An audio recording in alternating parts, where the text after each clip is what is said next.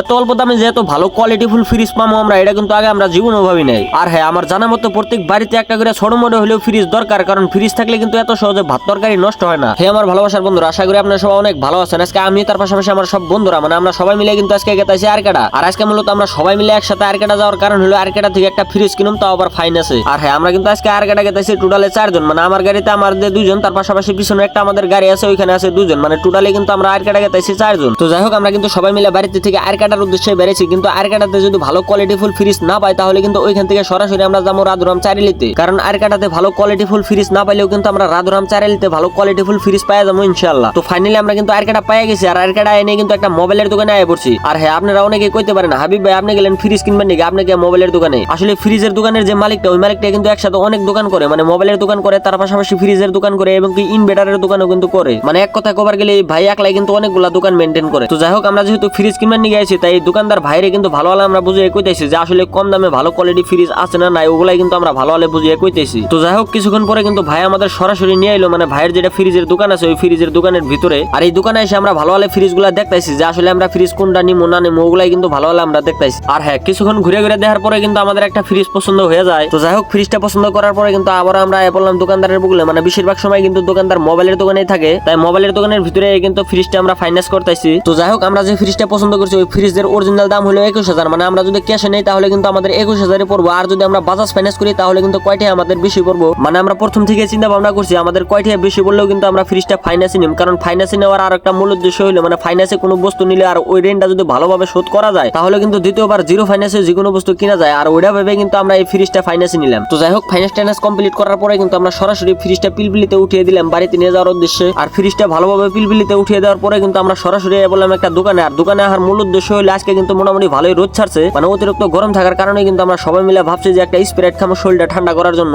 আর হ্যাঁ, স্প্রাইট খেতে খেতে কিন্তু আমরা আমাদের বাড়ি পেয়ে গেছি। তো যাই হোক, আরকেডা থেকে আমাদের বাড়ি কিন্তু বেশি একটা দূর না, তাই অল্প টাইমের ভিতরে কিন্তু পিলপিলালা ফ্রিজ নিয়ে আমাদের বাড়ির সামনে আয়া বসছে। তাই ফ্রিজটা ধরে কিন্তু আমরা ঘরে নিয়ে গেতাইছি, মানে যে ঘরে এই ফ্রিজটা রাখা হবো মূলত ওই ঘরেই কিন্তু আমরা ফ্রিজটা নিয়ে গেতাইছি। আর হ্যাঁ, এই ফ্রিজটা কিন্তু আমি কিনলাম না, মানে আমার হাতে করে নিয়ে যায় আমার বন্ধু কিন্তু এই ফ্রিজটা আজকে কিনলো। তো যাই হোক, আমার জানা মতো প্রত্যেকটা বাড়িতে ছোট মোটো হলেও একটা ফ্রিজ দরকার, কারণ বর্তমান কিন্তু গরমের সিজনে আয় পড়ছে। আর অতিরিক্ত গরমের কারণে কিন্তু ভাত এবং কি সবজি নষ্ট হয়ে যায়, তাই ফ্রিজে বাড়তি ভাত সবজি রাখলে কিন্তু ওই ভাত সবজিগুলো এত সহজে নষ্ট হয় না। তো যাই হোক, আজকের মতো ভিডিও এই পর্যন্ত। সুস্থ থাকবেন, ভালো থাকবেন, আল্লাহ হাফেজ।